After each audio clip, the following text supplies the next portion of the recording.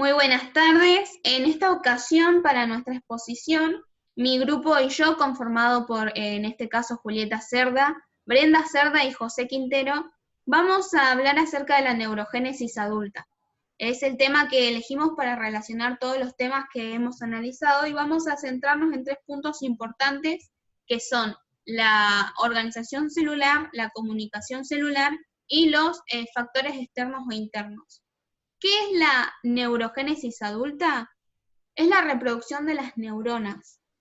Se da en dos lugares específicos del cerebro, que es el hipocampo y los ventrículos laterales, y se basa en la producción o replicación de nuevas neuronas, que era un hecho que hasta hace muy poco no se consideraba posible. Pero, ¿qué son las neuronas? Las neuronas son células que conforman el sistema nervioso, son células eucariotas especializadas en el sistema nervioso. Y están constituidas con la misma composición química y física a nivel molecular que cualquier otra célula. Su estructura y las sustancias de sus organelas van a estar adaptadas, como bien vemos en el esquema, a una función específica que en este caso va a tener relación con el sistema nervioso que se encuentra en nuestro cerebro, ¿verdad?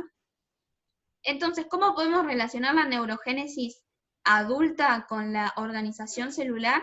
Bueno, se relaciona porque todo tiene un inicio, todo tiene una base que inicia en el nivel más pequeño, que es el nivel subatómico, donde se hallan los quarks y los leptones que dan conformación a los protones con carga positiva, a los neutrones con carga nula y a los electrones con carga negativa, que son estas partículas subatómicas las que van a conformar o crear a los átomos, que son la unidad más pequeña de cualquier sustancia que conforma cualquier tipo de materia existente en el universo, y por ende van a conformar en nuestro organismo a las neuronas y todo lo que se relaciona en el proceso de neurogénesis.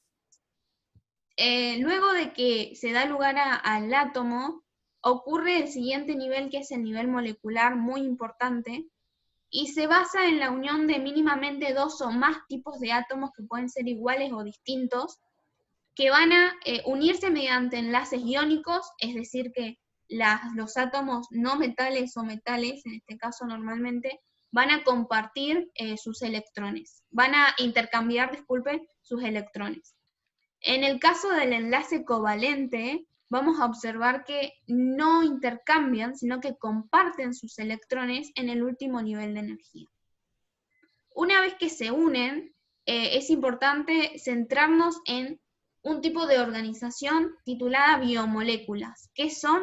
Son las moléculas de la vida. ¿Por qué? Porque conforman todas las sustancias imprescindibles, importantes para el correcto funcionamiento de nuestro organismo.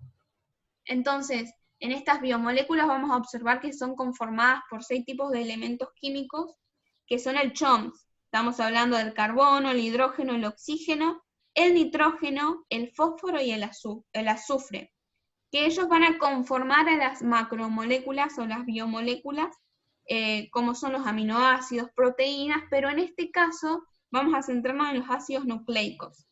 Que los ácidos nucleicos son polímeros, es decir, moléculas complejas, que van a estar conformadas por muchos monómeros, que son un tipo de, en este caso, muchos tipos de moléculas nucleótidos, titulados nucleótidos, que van a estar unidos y replicados una y otra vez hasta conformar el polímero que es conocido como ADN.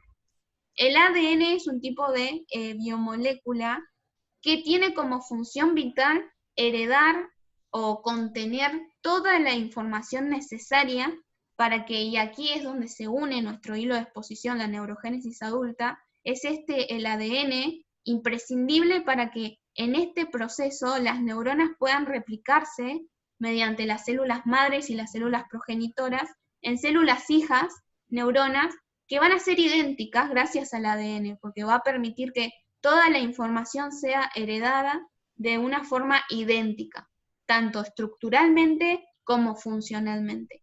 Así que, como vemos, la neurogénesis adulta se da con éxito gracias a que sigue este proceso de organización estructural, organización celular.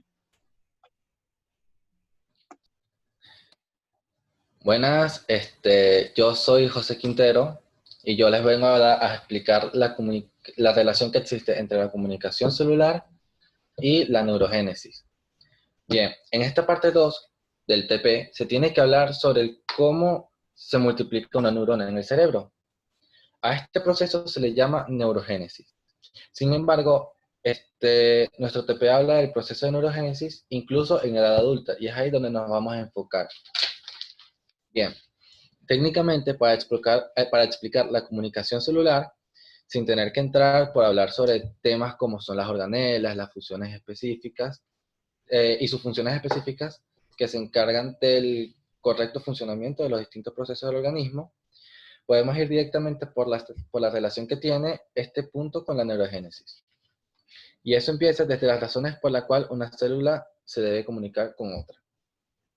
Las razones por las que una célula se comunicaría con otra son muy diversas. Estas pueden ser por transformaciones morfológicas, cambios de la expresión de ciertos genes que llevan a la división y la diferenciación e incluso la muerte de una célula. Esto se puede resumir como, la, como que las funciones de la célula vienen siendo reproducirse, vivir, dividirse y morir, como todo ser vivo. La neurogénesis no es más que un proceso que cumple el objetivo de dividirse entre sí, o bien se puede interpretar como una reproducción, con el objetivo de que no se puede determinar con seguridad por nuevos hallazgos del siglo pasado, que pasó a una duda todo conocida. El fundamento para entender la comunicación celular es bastante sencillo. Se puede resumir como una célula emisora, es aquella que necesita alguna molécula para cumplir con cierta tarea, le pide ayuda a una célula receptora. Esta célula receptora es aquella célula que responde el llamado de la célula emisora por tener la respuesta que él necesita, por medio de proteínas que se encargan de transmitir y recibir estas señales. Estas proteínas se encuentran ubicadas entre la membrana plasmática.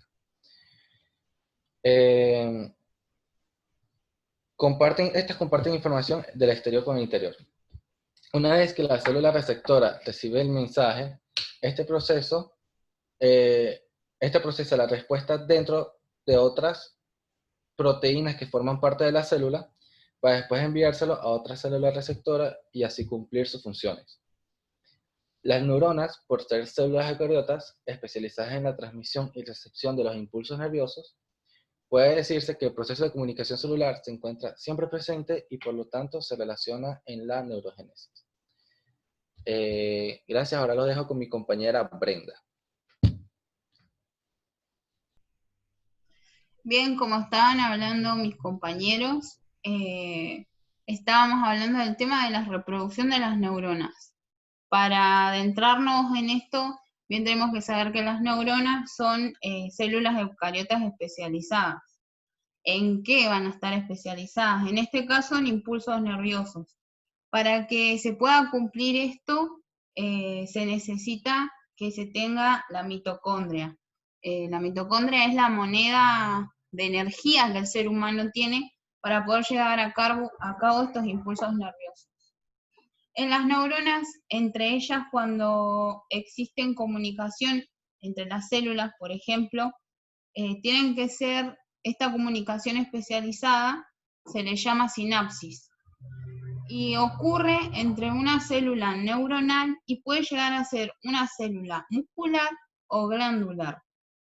La sinapsis puede llegar a ser una sinapsis eléctrica, que en esta sinapsis hay sí o sí un contacto directo entre las células.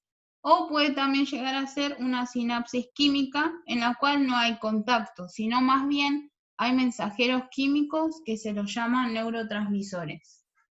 Bien, para el tema de hablar de la reproducción de las neuronas, en estas intervienen distintos factores para que pueda ocurrir este proceso. Para regularse, bien sabemos que las células necesitan incorporar energía y eliminar desechos.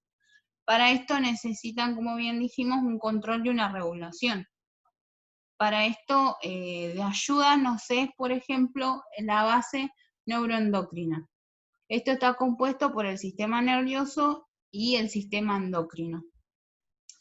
Estos dos sistemas actúan en conjunto, causando la emisión, el control y la transmisión de sustancias en el organismo. Hablando del sistema nervioso, puede llegar a ser un sistema nervioso central o el sistema nervioso periférico. Como bien hablábamos, pueden llegar a haber distintos factores que intervienen en esto, que pueden llegar a ser internos o externos.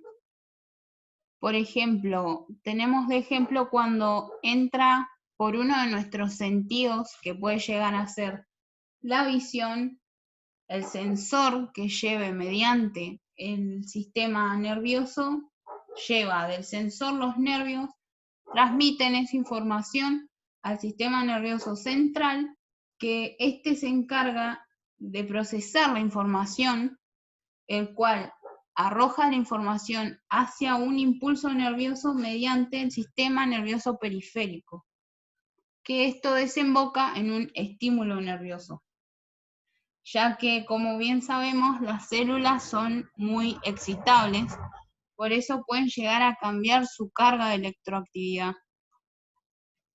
y pueden llegar a cambiar. Y en este caso puede llegar a afectar en la neurogénesis de tales neuronas. ¿Dónde sucede los impulsos nerviosos y demás? Está todo controlado por el cerebro.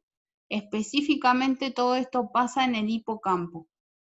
Y allí es cuando el cuerpo empieza a reproducir tales neuronas para que nosotros podamos tener un intercambio de materia, de energía y información con el medio que nos rodea.